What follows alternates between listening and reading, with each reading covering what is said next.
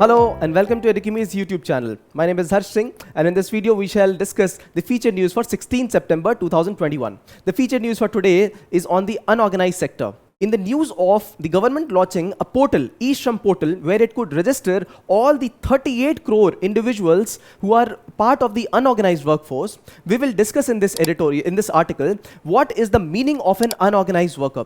What are the hardships that they face?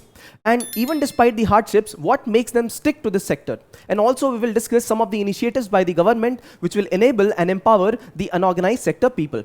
And before that, we will start with this eShram portal. Now, eShram portal is the one where registration of all these people, unorganized workers, will be done. This portal is the one where they will be given a unique ID, a unique 12-digit number, which will be linked to their bank account. It will also be linked to their Aadhaar card, and this is the one through which they will be receiving various benefits from the government. We already know what the hardships that they faced during the COVID times. So many of the migrant workers, they did not even have food to eat. Government needs to provide such kind of basic facilities to the people, and this is why eShram portal was launched. So the first question, who is this unorganized worker? See, any person who is working in an institution or they have their own private business, but they are not registered with the government, they become unorganized. Why? Because the government cannot keep or does not keep a count of them. So therefore, people who are less than 10 in an organization and they are not registered, people who are self-employed or in partnerships, they all become unorganized workers, right? India has as many as 92% of people, total people working. The workforce, 92% of it is unorganized in India. So you can well imagine the government does not even have an accounting of what are their working conditions. What is their salary? Are they getting exploited? Are they working more than the required number of working hours? Are they being ejected out of their job due to seasonal level of employment? So there is no understanding about this. What about their social security? Are they receiving minimum wage? What about their accidental insurance, their life insurance, their children needs? So a lot of things are not being tracked, and this is what we are calling as the unorganized people. They are integral part of our workforce. Why? Because they constitute around 50% of India's GDP. 50% of India's GDP. Imagine the MSME sector. It has got more than 6 crore MSMEs. What is MSMEs? They are all part of, many of them are a part of the unorganized sector, chiefly because they also contribute to the workforce of the country in informal business. So look at the kirana stores, the people working, the grocery shops, people working in rural areas, all of them are a part of the workforce. Even if you have worked at a place in contract employment, gig employment, informal workforce, all of them constitute the 90% of the population, workforce population. Right. So what is the benefit and cost of working in an informal sector? See, there is no benefit per se. However, we can still look at the contribution it makes. It makes 50% contribution to India's GDP. See, there are some facts you will have to remember all the time. Why? Because they are not only important for exam, they are good when you speak as well. So MSME sector, it contributes to around 10 crore of employment. Right, this is one. MSME sector contributes to around 50% of exports and 30% of GDP. Right, MSME. Similarly, when we talk of the informal employment, so they contribute around 90% of the workforce, 50% of India's GDP, right? So this is what you must remember here also. This is unquestionable, and if you don't note these things down, there is no use of watching these videos. But yes, in case you are noting it down, please continue. So the cost, there are various costs for people working in informal sector. We just understood the multiple levels of exploitation, working hours, working conditions, how long will they be employed, social security, accident, what happens, there is nobody responsible for them, right? Even if they are working in a job, or they are self-employed, both the cases, they are vulnerable to more exploitation, right? What about level of skill, technology and career progression? They are very, very lowly skilled. If you consider the number of degree that they have, hardly 3% people have qualified degrees. But yes, do they have training? Only 10% people have training. So largely, they are devoid of skills. And this is where their job is in heterogeneous capacity. That means if the laborer is working in the cement industry right now, next day he could be cleaning utensils at somebody else's place. And the third day, he could be as well working in school as a peon. So the skill required is very low. And skill and technology are complementary. So they will not be technology aided also. also. Therefore, in the coming times, they are more vulnerable to the exploitation, because technology will take over all the low skills job in future, right? So career progression, there is nothing called as career in informal sector, right? Largely, right?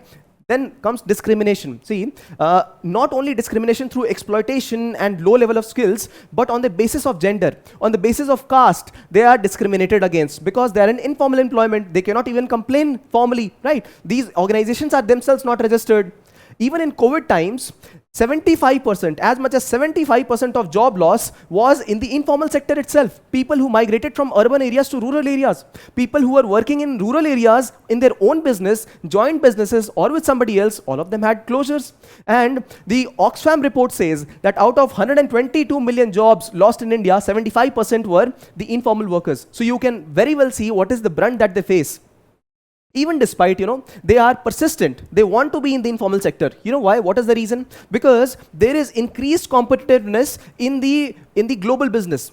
And the global business that is settled in India, it wants to have informal workers. We want to have more gig workers, more platform workers, more informal workers. You know why? Because providing them low salary give the industry an advantage in global competitiveness, right? So if we have Swiggy, Zomato people coming at our homes, are they in the social security net? Not necessarily. This is aiding the sector, the economy of the sector, but this is not aiding the human development. So this is why the industry for informal workers is persistent.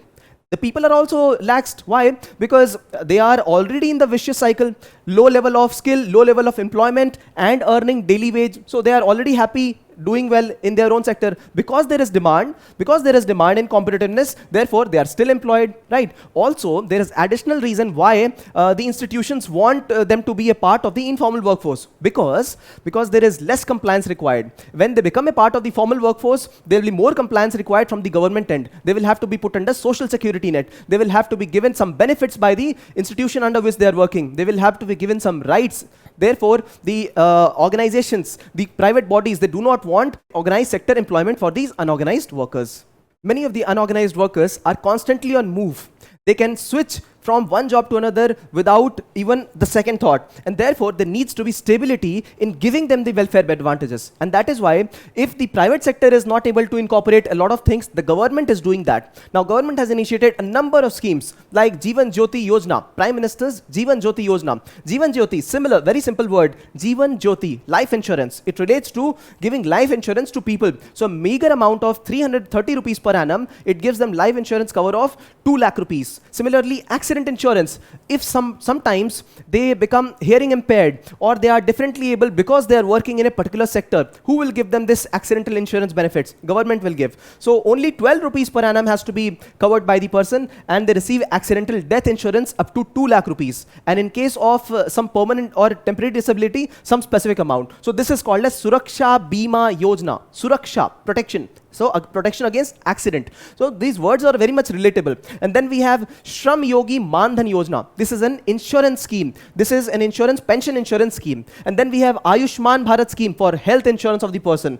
And after that, we have One Nation, One Ration Card scheme. Now this is an important scheme because it has been nudged by the Supreme Court a number of times to initiate the One Nation, One Ration Card for the migrant workers, because they keep moving from one city to the other, and government is not able to fulfill the important mandate of giving them the ration, the specified ration. Therefore, these all 5 schemes are very relevant, and they form the basis of many of the answers related to the unorganized workforce. Now, concluding, their participation, the participation of the unorganized workers and switching them into organized workforce is very, very important. Not only for the stability of the individual, but also for the development and progress of that particular sector of economy. And the government will be able to deliver its socialist goals, its development goals, human development goals, only when the unorganized workers are registered. So therefore, the eShram portal becomes one of the important methods for registration of the people. This will also help the constantly on move people, the gig economy workers, right? So this is how the government will be able to update the information and be able to provide various kind of services. Now, after having understood the various dimensions of the informal workers, why are they still employed, why are they persistent, and what makes their work so vulnerable, all you got to do is take 30 seconds and think about these dimensions. And after that, you can answer this question. The question says, discuss the concerns related to the unorganized sector. sector. What are the steps taken by the government to address these concerns? Now, if you like this video, if you like our attempt, do share some love on us through likes, just a like, comments and shares. If you subscribe to the channel, you will receive timely updates. Thanks for watching.